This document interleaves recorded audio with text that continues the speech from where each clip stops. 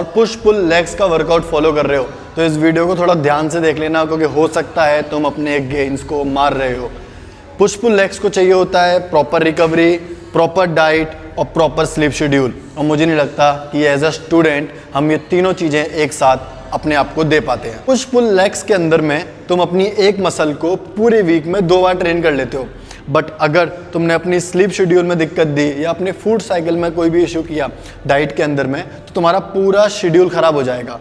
Single body part के अंदर में रिकवरी तुम्हें जल्दी मिल जाती है।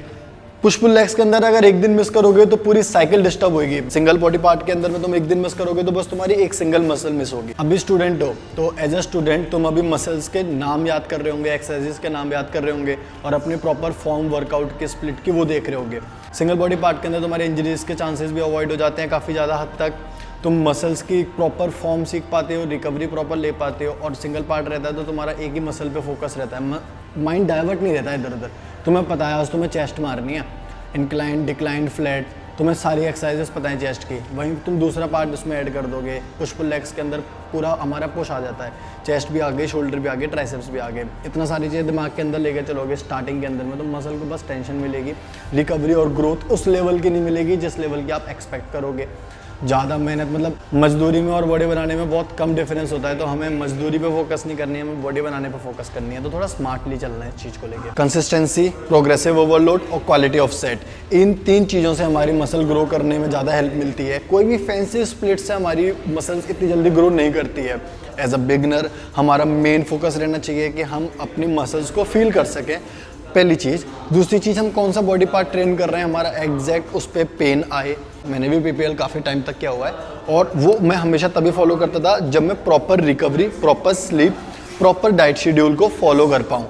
मैं अगर मेरी सुबह से लेकर शाम तक की क्लासेज हैं, पूरा टायर्ड हूँ, थका हुआ हूँ, ढंग से मेरी डाइट भी नहीं ली हुई है, तो मैं पीपीएल नहीं करता था। मेरे एग्जाम्स के टाइम पे मैं पीपीएल पे फोकस करता था, क्योंकि मुझे बस एग्जाम देने जाने, अब मैं प्रॉपर रिकवरी दे सकता हूँ, एक बढ़िया शेड्यूल सेट है। छुट्टियों के टाइम पे, विंटर वेकेशन, समर वेकेशन जब मिलती हैं तब मैं पीपीएल में चले जाता था, क्योंकि मैं उस टाइम पे मसल को प्रॉपर रिकवरी दे सकता हूँ। तो मेन चीज़ मैटर करती है हम उस स्प्लिट को फॉलो करें जिस स्प्लिट में हम ढंग से अपनी बॉडी को रिकवरी दे पाएँ। पहली चीज़, एज अ स्टूडेंट हम मैनेज कर पाएँ, और जब तक चीज़ अगर मैनेज नहीं होगी तो कचरा हर जगह फैले ही होगा। हमें मैनेजमेंट के साथ चलना है, अपनी मसल्स को भी मैनेज करके चलना है। मंडे से लेकर सैटरडे तक हमें बढ़िया स्प्लिट बनाना है अपना और उसको फॉलो करना है। एज अ स्टूडेंट हमें अपनी बॉडी को एज अ स्मार्ट ट्रेन करना है, और एज अ स्मार्ट ट्रेन करने के लिए हमें कोई भी फैंसी चीज़ से हट के हमें सिंपल कंसिस्टेंट ट्रेनिंग करनी है, रादर देन हमें कोई भी रैंडम एडवांस्ड प्लान लेके बैठ जाएं और हम उसको रैंडमली फॉलो करने लग जाएं। मैं तुम्हें बढ़िया स्प्लिट देता हूँ, नोट कर लो पेन पेपर लिख के। ये तुम्हारा सबसे बेस्ट स्प्लिट होगा जो मैं फॉलो करता हूँ अपने बिजी शेड्यूल के टाइम पे भी और फ्री शेड्यूल के टाइम पे भी।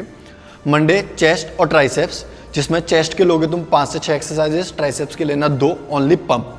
बैक 5 से 4 एक्सरसाइज सेम, फिर बाइसेप्स 2 जैसे तुम पंप कर पाओगे।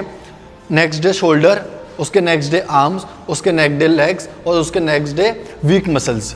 अगर तुम ये स्प्लिट फॉलो करते हो तो तुम्हारी इससे वीक मसल भी टारगेट हो गई, तुम्हारे से सारे सिंगल पार्ट भी ट्रेन हो गए और बढ़िया से तुम इसको रिकवरी भी दे पाओगे। नेक्स्ट वीक जब तुम चेस्ट मारने जाओगे, नेक्स्ट वीक जब तुम लेग्स मारने जाओगे तो तुम्हारे पास ऑलरेडी रिकवर्ड बॉडी होगी जिसको तुम और फाड़ सको ढंग से।